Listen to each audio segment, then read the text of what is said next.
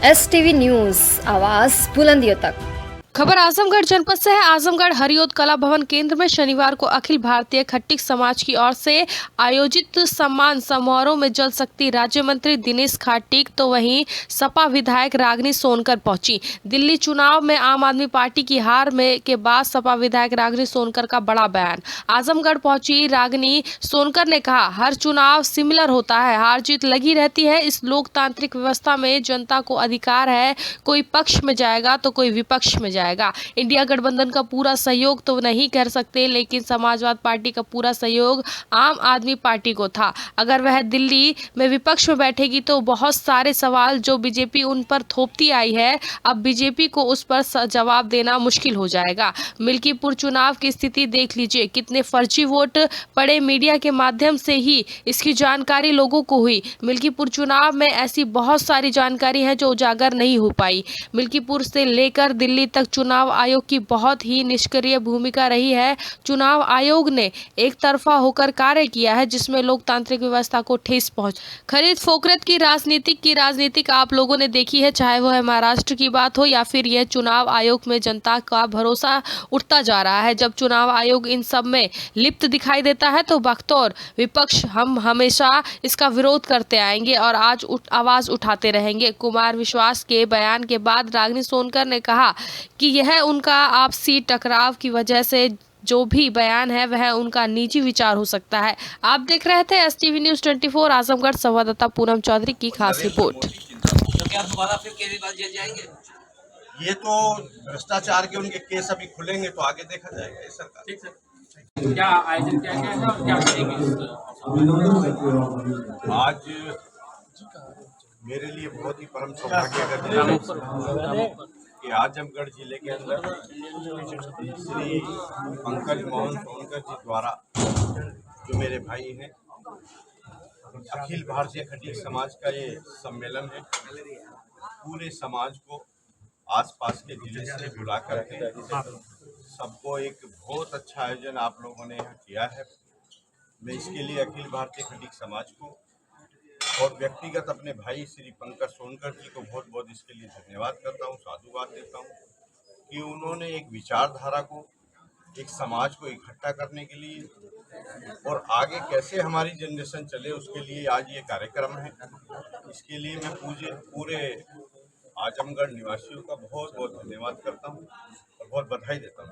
Sir, योगी सरकार खट्टिक समाज के लिए कुछ स्पेशल कर रही हो, जिससे उनको मुख्यधारा में लाने के लिए? भारतीय जनता पार्टी ने हमेशा से मुगल काल ले या ब्रिटिश काल ले, अभी आपने एक डॉक्यूमेंट्री आप लोगों ने भी यहाँ देखी है, हमेशा भारतीय जनता पार्टी हमारी विचारधारा है, सनातन हमारी एक विचारधारा है, उसके साथ हमारा खट्टिक समाज पहले से ही जुड़ा रहा है। और आप कहीं भी किसी भी स्टेट में जाइए और उत्तर प्रदेश के अंदर माननीय मुख्यमंत्री श्री योगी आदित्यनाथ जी ने हमारे समाज को और भारतीय जनता पार्टी ने पूर्ण रूप से, चाहे पार्लियामेंट हो, चाहे विधानसभा हो, चाहे मिनिस्ट्री हो, सबको एक साथ लेकर के चले हैं और इस जो भी समाज के उत्थान के लिए अच्छा हो सकता है, हमेशा ये प्रयास किया है कि बहुत अच्छा हो और समाज आगे बढ़े। दिल्ली में आज भारतीय जनता पार्टी को बम्पर जीत मिली है, क्या कहेंगे? केजरीवाल का भांडा फूट गया? ये भांडा तो पहले ही फूट चुका था। जब आपने देखा होगा कि केजरीवाल जी खुद, इस सरकार के खुद मुखिया यानी कि केजरीवाल जी खुद जेल चले गए भ्रष्टाचार में, सारे मिनिस्टर उनके जेल चले गए, तो उसी समय दिल्ली की जनता ने तय कर लिया था कि केवल एक ही देश के आदरणीय प्रधानमंत्री श्री नरेंद्र मोदी जी। मैडम, दिल्ली विधानसभा चुनाव के रिजल्ट आ चुके हैं, क्या कहना चाहेंगी आप? देखिए, हर चुनाव मुझे लगता है सिमिलर ही होता है, क्योंकि देश का जो सबसे बड़ा स्तंभ है वो अपना संविधान है और संविधान ने हर एक को अपने मत का अधिकार दिया है। और इस लोकतांत्रिक व्यवस्था में कहीं ना कहीं कोई एक जो है वो पक्ष में जाएगा, कोई एक विपक्ष में जाएगा। और अगर इंडिया गठबंधन तो नहीं कह सकते, लेकिन समाजवादी पार्टी का पूर्ण समर्थन जो है वो रहा केजरीवाल जी के साथ। और अगर वो दिल्ली में विपक्ष में बैठेंगे तो मुझे उम्मीद है कि बहुत सारी जो सवाल जिन पे बीजेपी हमेशा उनकी सरकारों पे थोपती आई है, उन पे अब बीजेपी को जवाब देना पड़ेगा, जनता को जवाब देना पड़ेगा। मैडम, जिस तरीके से आप लोग चुनाव आयोग पर सवाल उठा रहे थे, ईवीएम पे सवाल उठाए, तो कहीं ना कहीं वो सवाल अभी बरकरार रहेगा आप लोगों की तरफ से? मैं आप लोगों का आभार व्यक्त करना चाहूंगी, क्योंकि जिस तरीके से मिल्कीपुर चुनाव में आपके मीडिया बंधुओं के द्वारा ये सामने आया है कि एक व्यक्ति के द्वारा, वो भी वृद्ध अवस्था के जो व्यक्ति हैं उनके द्वारा इतने फर्जी वोट डाले गए, तो ये तो सिर्फ एक प्रकरण है जो सामने आया है। ना जाने ऐसी बहुत सारी चीजें हैं जो उजागर होनी बाकी हैं, और कहीं ना कहीं निष्क्रिय तरीके से चुनाव आयोग ने काम किया है, एक तरफा होकर के काम किया है, जिसकी वजह से लोकतांत्रिक व्यवस्था को ठेस पहुंच रही है।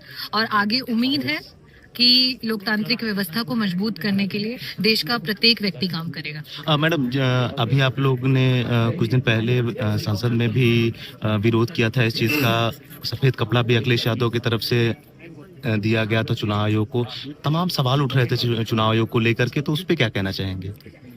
देखिए, खरीद फरोख्त की राजनीति तो आप लोगों ने देखी, चाहे वो आपके महाराष्ट्र की सरकार रही हो और अभी रिसेंटली जितनी भी सरकारें बनी, तो कहीं ना कहीं जनता का भी विश्वास उठता चला जा रहा है। और लोकतांत्रिक व्यवस्था को बनाए रखने के लिए, संविधान को बचाए रखने के लिए और अपने देश को बचाए रखने के लिए चुनाव आयोग एक बहुत महत्वपूर्ण भूमिका जो है निभाता है। और जब वो भूमिका छलनी होती दिखती है, जब चुनाव आयोग कहीं ना कहीं लिप्त दिखाई देता है, तो बतौर विपक्ष हम हमेशा आवाज उठाएंगे और हमेशा इस बात को उन्हें याद दिलाएंगे। देखिए, ये तो उनका पर्सनल पर्सपेक्टिव है, उनका आपके साथ क्या संबंध रहा, किस वजह से टकराव हुआ, किस वजह से बिखराव हुआ और किस बेसिस पे वो ये सारे कमेंट्स करते हैं, उसका जो अंदरूनी मामला है वो सिर्फ वही व्यक्त कर सकते हैं।